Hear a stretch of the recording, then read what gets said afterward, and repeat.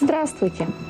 По итогам республиканского конкурса «Жемчужина Севера» Елена Габова стала самым читаемым автором Республики Коми.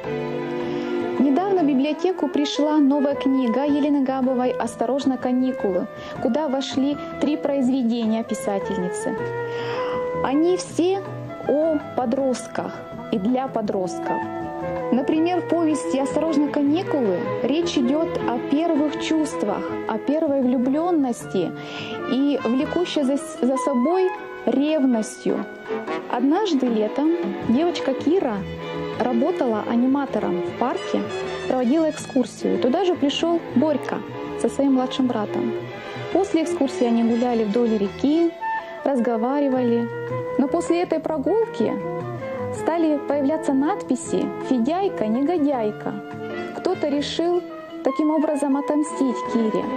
А кто и что случилось дальше, почему надо бояться Кире оставаться одной на каникулах, вы узнаете из книги. Приходите и читайте с удовольствием книги коми-авторов.